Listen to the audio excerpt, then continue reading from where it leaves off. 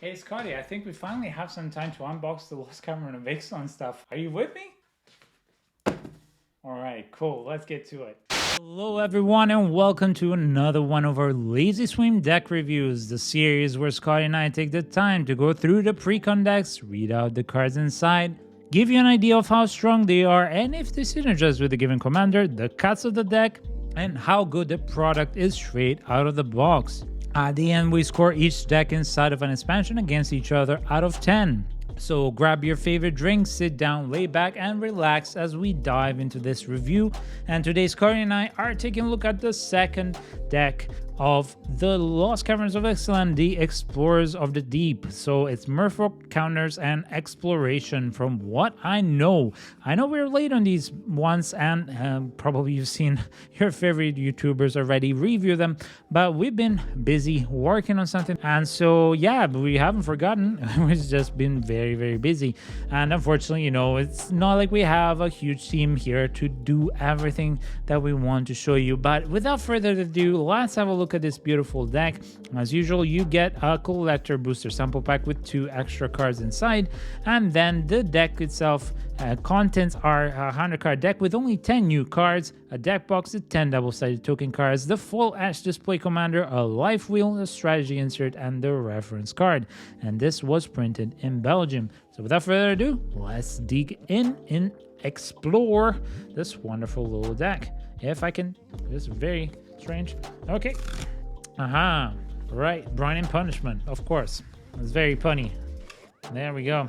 Okie dokie. So, contents open up as such. You'll get the little content box and the collector booster sample and also the life wheel in here, as you can see. And as usual, the little collector booster sample contains only 2 cards, and the box can really just contain the cards without them being sleeved. So it's just a good receptacle for that if you're trying to organize them like this. And then you get a little bit of cutout counters and the deck proper with a little bit of fluff and strategy insert. So let's have a look at the fluff and strategy insert first, really quick. I really love these. They always add a little bit of information to them, and it's just overall fun stuff.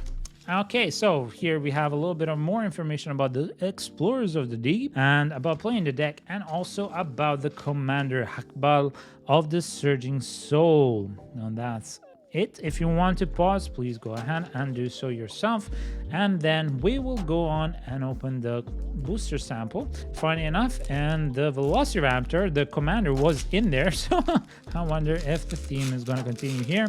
So the first card is going to be the token card, and then we're going to get a rare or mythic card, and then we're going to get an uncommon card with a showcase version. So this is going to be the token card. This is going to be the rare card. And this is Animpakal, the Thousandth Moon. Of course, we've seen her before. And this is in the showcase version. And then another showcase borderless version. This is the Belligerent Yearling and the borderless dinosaur version. Very beautiful. And then let's go and have a look at our commander deck. So let's find the pool tab first, because that's the first order of business. If I can find that, then we're set. Otherwise, I have to go get something to open it because I don't have any nails whatsoever. Haha, got it. Here we are. Anyway, that's done. So these are going to be the commander, the thick commander display card, and the tokens, and then we'll get a read on our commander and our general. So this is the thick display card. And we have a bird, a beast, of course, one of the most common tokens in the world, frog lizard, a boar, another boar, another boar, another boar, oh, map token, a copy, and then a merfolk, and these all have hexproof, and then merfolk without hexproof. That's very beautiful, and those are our tokens. So without further ado, let's have a look at our commander and our general. So Hakbal of the Surging Soul is a 3/3 Merfolk Scout that costs 4 with significant its cost, and it's a legendary creature, of course. At the beginning of combat on your turn, each Merfolk creature you control explores, therefore making those creatures possibly very strong or allowing you to, well, put cards in your hand that are land. So that's very, very, very good. And next, and this is for every single creature that is a Merfolk. So this is going to be a Merfolk tribal. And then whenever the Surging Soul attacks, you may put a land card from your hand onto the battlefield. If you don't, draw a card. Wow. This is very, very, very, very good.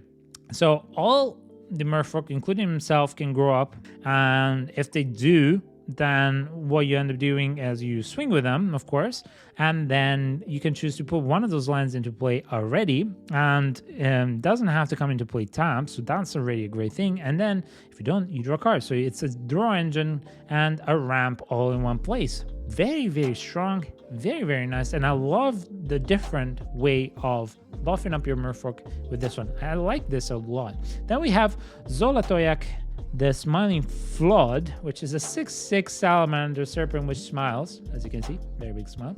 And it costs 6, and it has Simic in its cost. It's a legendary creature, and whenever Zolatoyak, the Smiling Flood, enters the battlefield or attacks, put a flood counter on target land. The land is still an island. The land is an island in addition to its other types, as long as it has a flood counter on it. At the beginning of your end, step on top each permanent you control with a counter on it, with any counter on it. Wow, so that's also for the +1/+1 counters and any other counter. Wow, very synergistic.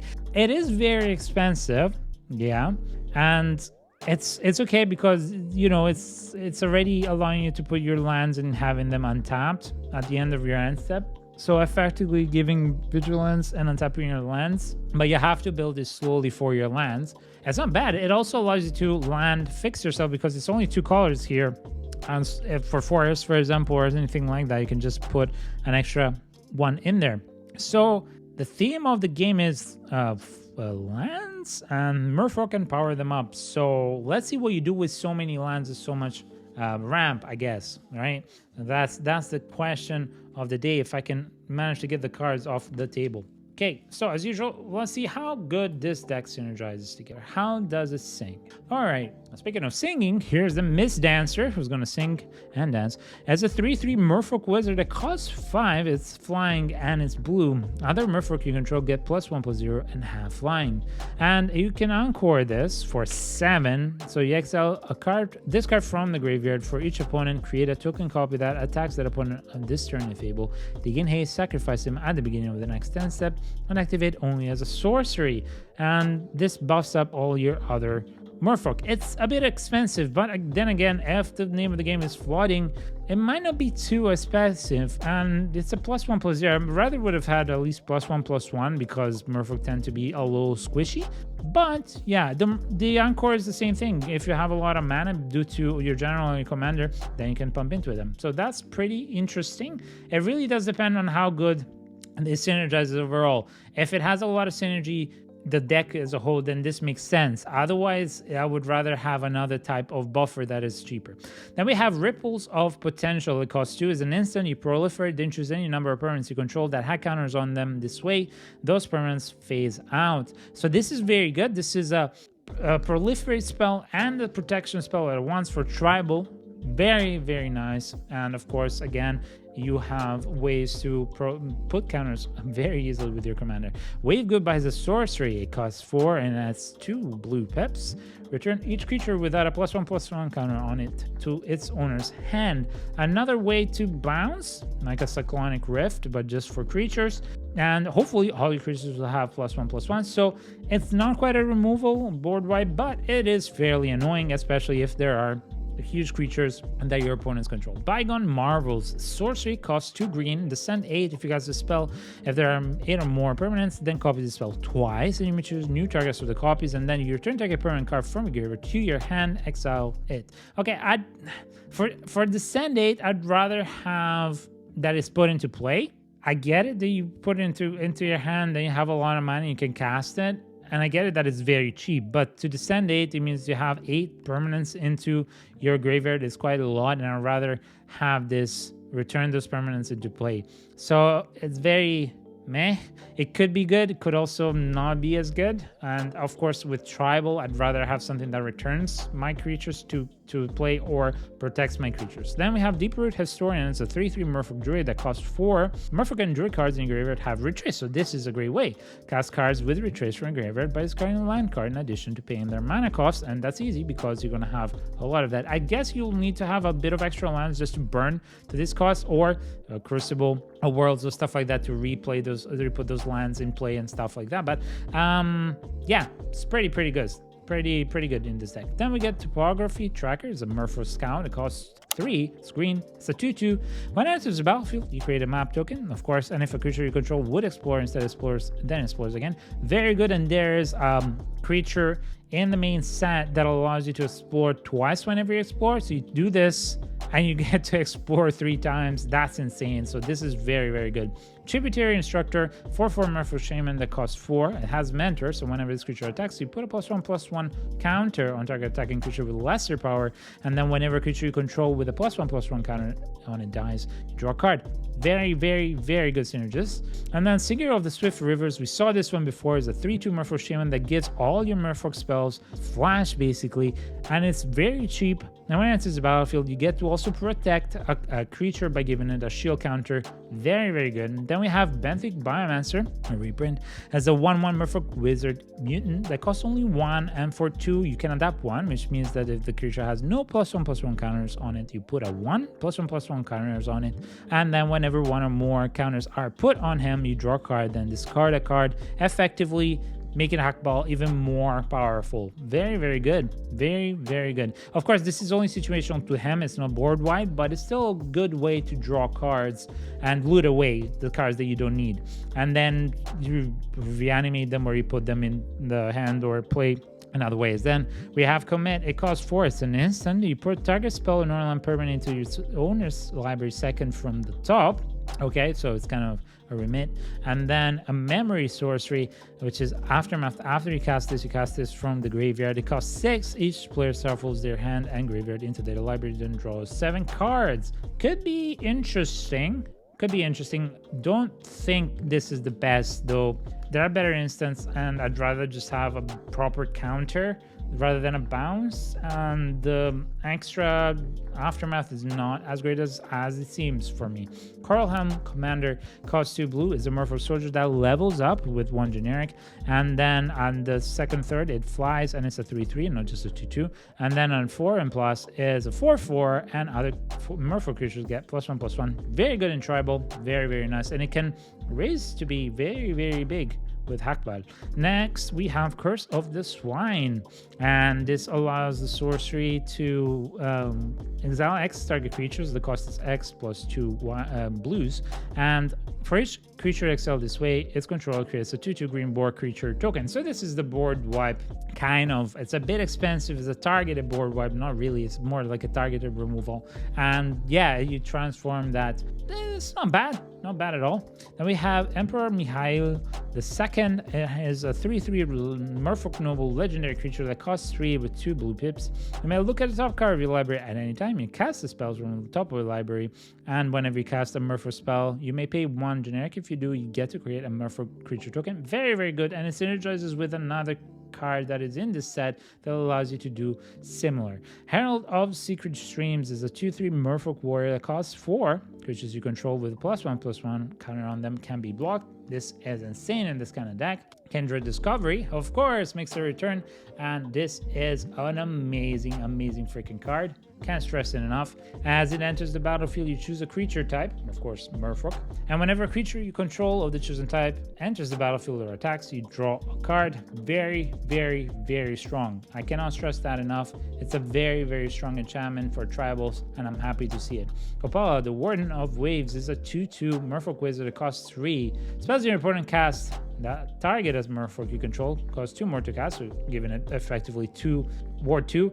And then abilities your opponents can activate a target Merfolk costs 2 more, so it's Ward 2 basically to all your Merfolk. Not bad actually. Pretty nasty. Then we have Master of the Pearl Trident, of course. 2/2 Merfolk. It costs 2 other Merfolks you control get +1/+1 and have Island Walk, and don't underestimate that Island Walk. It can be pretty nasty.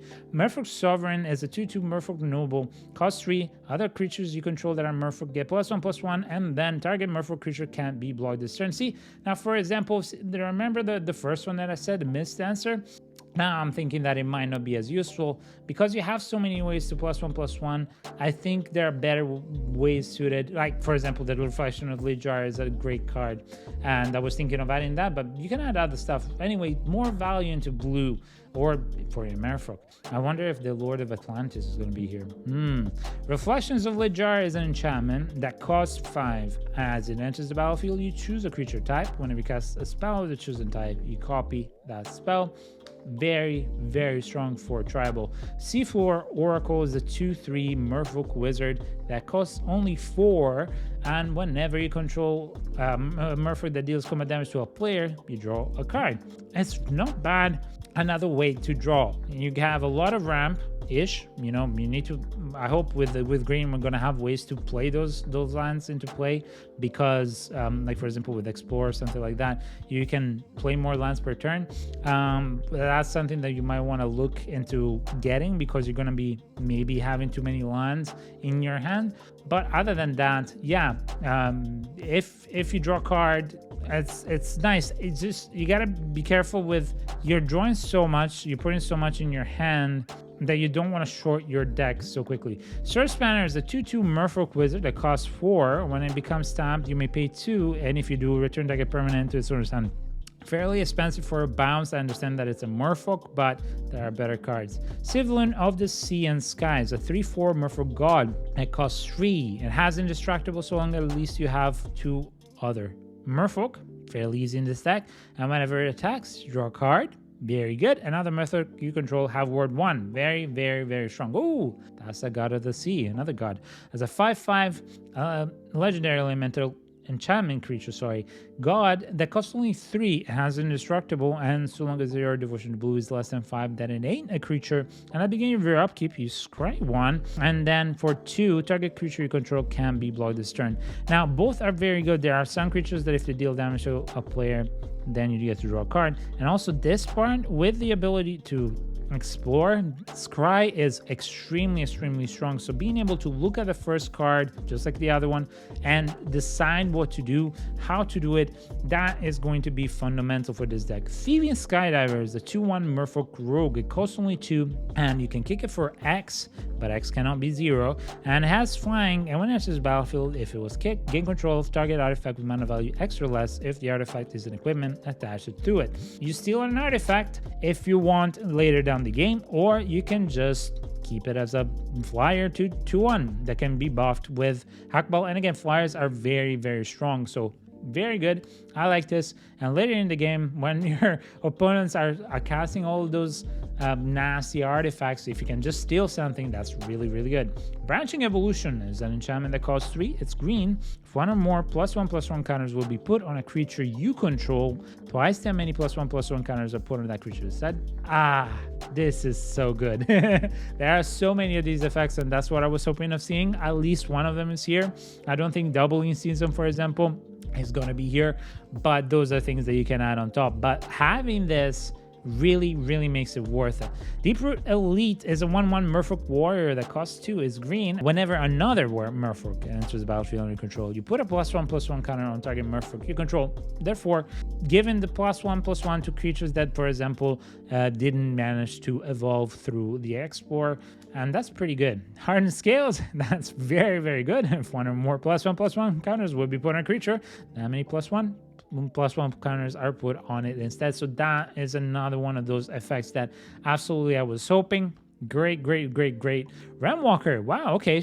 Shapeshifter, of course, it can become a Merfolk, and it's a 2/3 that costs 3. As it enters the battlefield, you choose Merfolk, and you may look at the top card of the library. At any time, you may cast creature spells of the chosen type from the top of your library, therefore not having to forfeit those Merfolk from the top. Ruinous Intrusion is an instant that costs 4. It's green. Exile target artifact and enchantment. Put X +1/+1 counters on target creature you control, where X is the mana value of the permanent exile. It's an interesting interaction removal. I like the fact that you can remove an artifact or enchantment. I'd rather it be maybe one more expensive and it just be any kind of permanent. But alternatively, I would take the fact that I can distribute the +1/+1 counters as I want. It's okay. if you don't have any other target removals, which there are in green, for example, with just like 5 spells and so on and so forth, then yeah, keep it. Otherwise, just replace it. But it's not a bad one for sure. Cold-Eyed Selkie. This is a Merfolk Rogue. It costs 3 for a 1/1. It has Island Walk, so don't underestimate it. And whenever it deals combat damage to a player, you may draw that many cards. And again, it gets buffed up by Hackball, so the fact that it's fairly expensive is not a worrisome thing for me. Then we have Kumena, Tyrant of Oraska, which is a 2/4 Merfolk Shaman that costs 3 with Simic. And tap another untapped Merfolk you control, and this one can be blocked on this turn, and then tap 3 to draw a card, tap 5 to put a +1/+1 counter on each Merfolk you control. So there you go, you can go even wider. This is very strong, I like it. Prime Speaker Zagana as another Merfolk Wizard is a 1/1 that costs a whooping 6 with double Simic. And when it enters the battlefield with X +1/+1 counters on it, where X is the greatest power amongst the creatures you control. And when it does enter the battlefield, it draws cards equal to its power. Very strong, and even more ways to basically put counters on it and then draw more cards. Quandrix Command, okay, that's cool. It's an instant, it is Simic, it costs 3, and choose 2. Return target creature or planeswalker to its owner's hand. It's okay. Counter target artifact or creature spell, or enchantment spell, sorry. It's okay, it's good, it can be done. Rather counter something else, but whatever. Put 2 +1/+1 counter on target creature, I wish it could divide, and target player shuffles up to 3 target cards from graveyard into their library. I like the ability to give you many more choices because it's kind of, 4 cards into 1, but realistically I'd rather have more specific cards that I need to do those things better. Jack of all trades, king of none kind of resounds here. So it depends on the rest of the deck, but it would be good to have just one of these for kind of like covering the Jack of all trades if you have the rest. If you don't, then replace it with some of the better ones. But anyway, not bad. Simic Ascendancy is an enchantment. It costs only Simic, and it costs 3 and a generic and Simic. So it's 3 generic and Simic, and put a +1/+1 counter on target creature you control. And whenever one or more counters are put on a creature you control, put that many on this. And then at the beginning of your upkeep, if it has 20 or more counters, you win the game. Yep, that can be very, very, very strong in this deck. That's another win con for sure. Tishana, Voice of Thunder, as a star Merfolk Shaman that costs 7, and it's a legendary creature, and its power toughness are equal to the number of cards in your hand. So because you're drawing so much, this is what I was thinking, maybe you have no maximum hand size is the important thing. So if you have the Rarely Query and any other thing that allows you to have no maximum hand size is going to be good in this kind of deck. And when it enters the battlefield, you draw a card for each creature you control, making it insanely strong. Of course, then you have to be careful not to deck yourself, but yeah, can be good.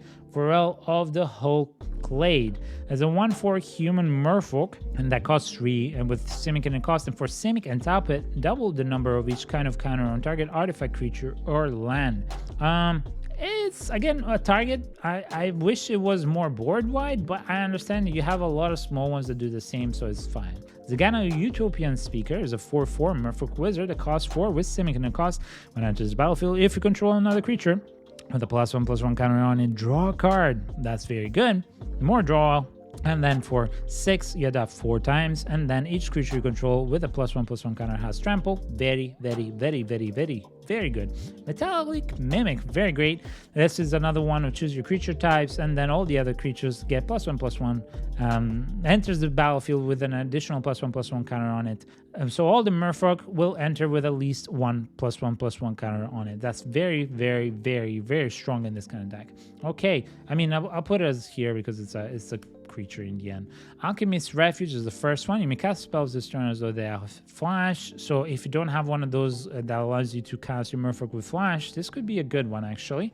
Then we have Hinterland Harbor, very, very good. Karna's Bastion, extremely, extremely good. Westward Bridge, okay. Temple of Mystery, it's okay. The Snarl is okay. Merfolk Cave Diver, of course. This is a 2/4 from the main set. And whenever you control a creature that explores, it gets +1/+0 until the end of turn. The end can be blocked this turn. I would upgrade this for something more. Again, there are much better cards in this than this one that allow you to spread or double those tokens. So definitely I would lose a Merfolk for those ones. but it's okay if you don't have anything else. Etherize is an instant, returns all attacking creatures to their owner's hand, and it costs 4. Can be annoying late game for your opponents, but it's only for one opponent and it's not a board wipe, so I'd rather have Cyclonic Rift instead of this one, but to use your own. And then we have Deep Root Waters. It's an enchantment. It costs 3, and whenever you cast a Merfolk spell, you create another Merfolk token with Hexproof. Very nice. I actually like this one. Create an army of Merfolk. Marrow Regeri. Yes. As a 2/2 Merfolk soldier that costs 3, other creatures you control get +1/+1. Whenever you cast a Merfolk spell, you may tap or untap target permanent. That's very, very good. Very, very, very good. Rapid hybridization, transform a creature into basically you destroy it and give him 3/3 frog lizard. Very, very good. Good spell removal. Raven form, the sorcery that costs 3, exile target artifact or creature is controlled creates another blue bird. Another great spell removal. So these are great. I like these ones, and you can foretell that one too. Sage of Fables.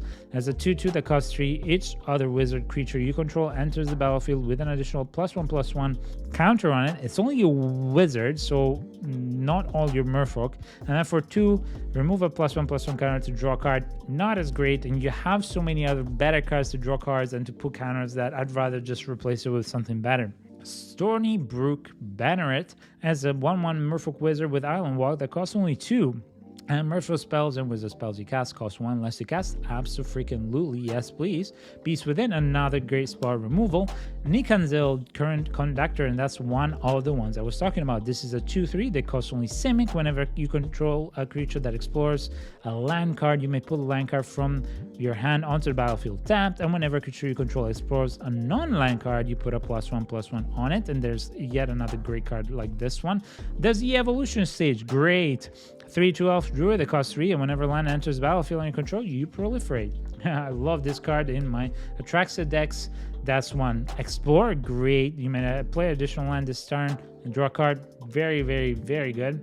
Absolutely, with the way that this deck is. Inspiring Call, draw a card for each creature you control with a +1/+1 counter. These creatures gain indestructible until the end of turn. So again, careful with decking yourself, and also with the fact that you're overdrawing. You need to have no limits to your hand, because when you have so many, you're just gonna be overburdened with them. Otherwise, then you're gonna have to dump a lot of them, and you can't play too much out of the graveyard with this deck. Kodama's Reach. This is a great little card. It's a sorcery, arcane one, and it costs 3. Search your library for up to 2 basic land cards. Reveal those cards. Put one onto the battlefield tapped, and the other one to your hand. Then shuffle.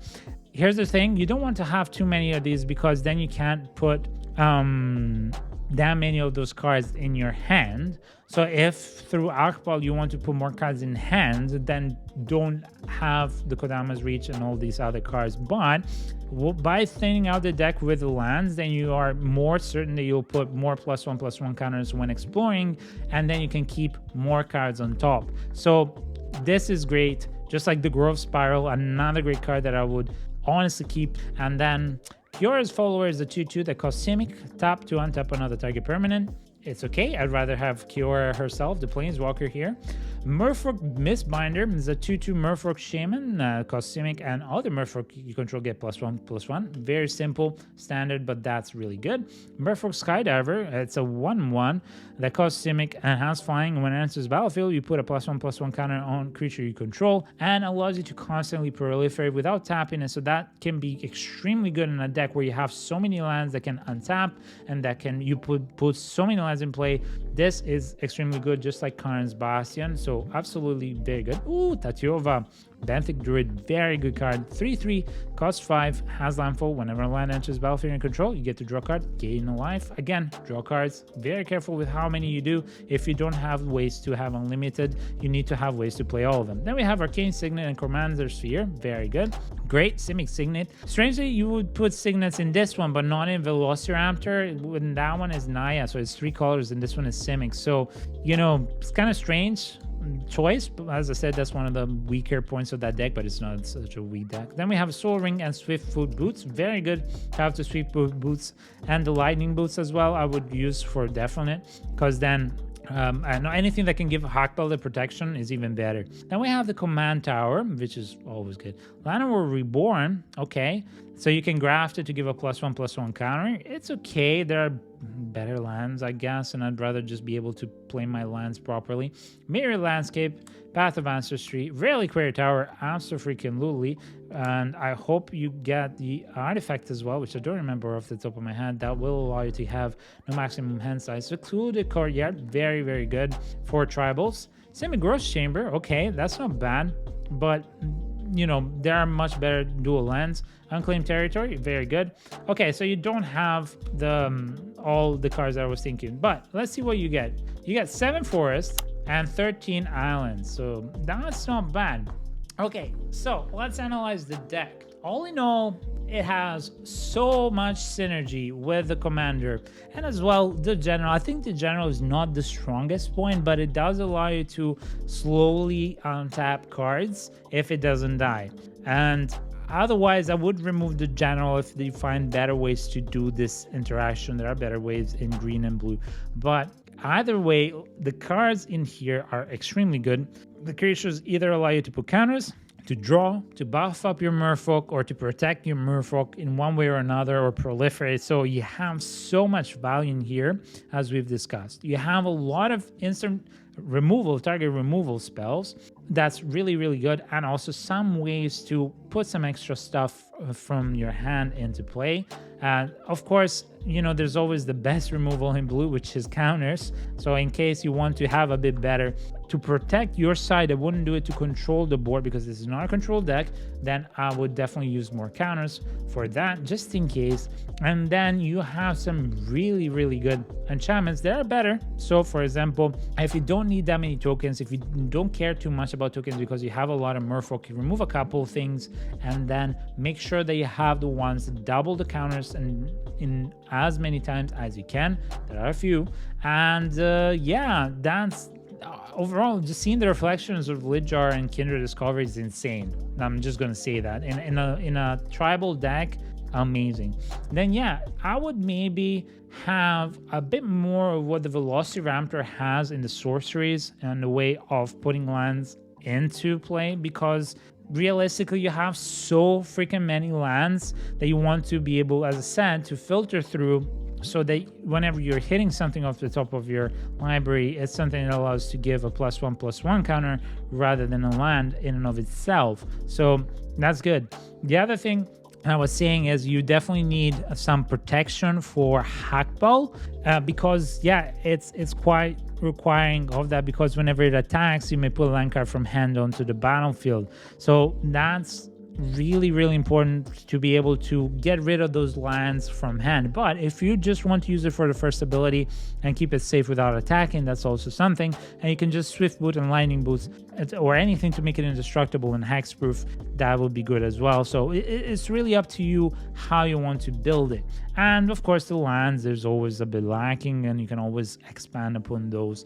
Other than that, yeah, I don't know. I would use maybe a little bit more better mana from the talismans and from the signet for sure, because in the end it's nice to have a little bit of mana fixing, but you don't need to go too hard on that. This deck already is low curved and it's really, really strong. I mean, there are very few cards that are so expensive that you need.